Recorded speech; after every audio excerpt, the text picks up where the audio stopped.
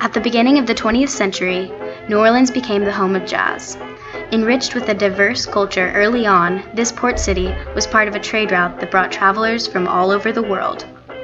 Creoles of color refers to the class system in New Orleans during the Jim Crow era. This class system consisted of whites, Creoles, and blacks. This racial system determined how people were treated at the time. Its effects on black and white relations throughout society ultimately allowed jazz to develop. About the turn of the century, the Negro, freed from bondage not too many years before, gave free vent to his feelings. His music, reflecting it, had the feel of an even earlier African sound, and tempered by the French-Spanish heritage of this city, gave birth to jazz and blues.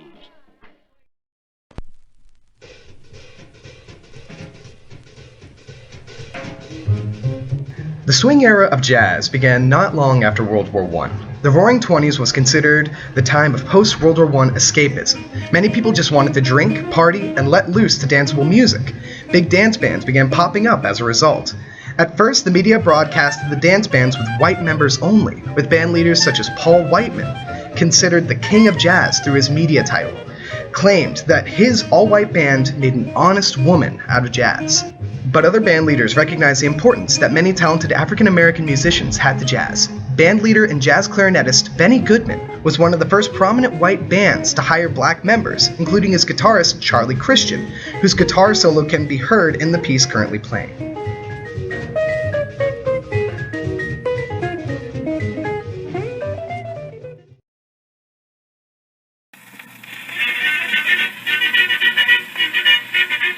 Edward Kennedy, or Duke Ellington, was another highly influential band leader that is known for playing his music at the Cotton Club from 1927 to 1930. The Cotton Club originally excluded all but white patrons, even though most of the staff and performers were African American, Ellington included. The Cotton Club and Ellington's orchestra gained national notoriety, so much so that Ellington and his band members made appearances in film. All in all, in the 1920s, both Goodman and Ellington were a part of a significant transition of jazz and its relations to race. Strange Fruit was first sang and recorded by Billie Holiday in the late 1930s. The song protested American racism, specifically lynching of African Americans. Black bodies swinging in the southern breeze, strange fruit hanging from the poplar trees. I think Strange Fruit deals with things. You're right, it deals with America and the black and white problem, really. It is violent and tears at the guts of what white people have done to my people in this country. I mean, it really, really opens up the wound completely well. Although Billie Holiday may not have been the first jazz musician to use her music as a form for expression regarding the black experience in America, Strange Fruit gained the title as one of the most influential and emotionally impacting songs in jazz history. Here is a strange and bitter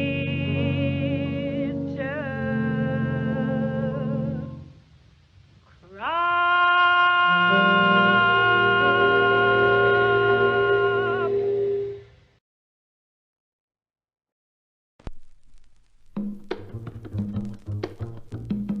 During the late 40s, bebop artists such as saxophonist Charlie Parker and trumpet player Dizzy Gillespie come together with a common interest in the sounds and styles of Latin jazz.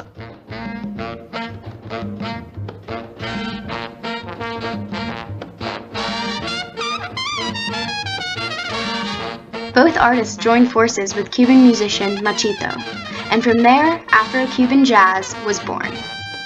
This collaboration was a turning point in jazz history that portrayed how music can bring many different cultures and races together as one.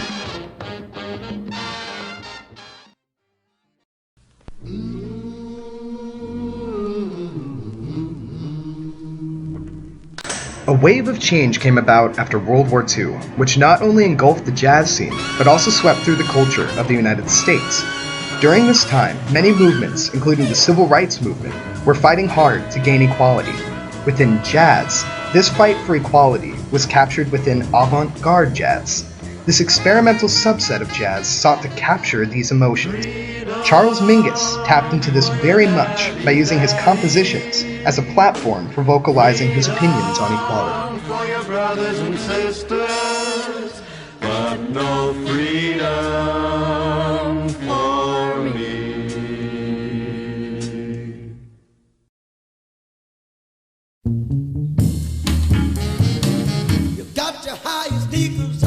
James Brown used jazz rock fusion to promote his incredible musical influence over an entire culture.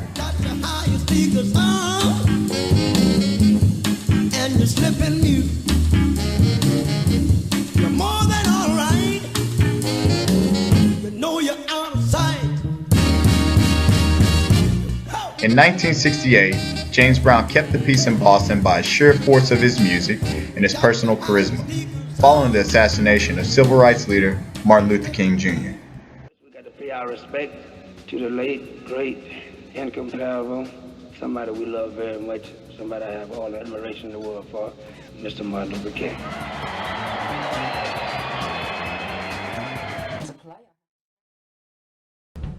There would be no jazz without its foundations in the Black experience in this country. In order to see the impact of jazz on music today, let's fast forward a bit through history. Duke Ellington noted that jazz was not created to be limited to one race. It was meant to become integrated over time, and that it has. Jazz has influenced other genres and musicians, whether it be stylistically or voicing emotion in a new and innovative way. It is also evident that jazz has been deeply influenced by the culture of the times. Feelings of a need for change further progressed the sound that jazz took on over time. Jazz will forever live in the music of past, present, and future. Music evolution change. Sometimes they come and make it sound strange. Add a little this, take out a little that. Then you'll come up with that jazz core rap where it's at, bring it back, because it is an ill format. Once upon a time not long ago, when all the cats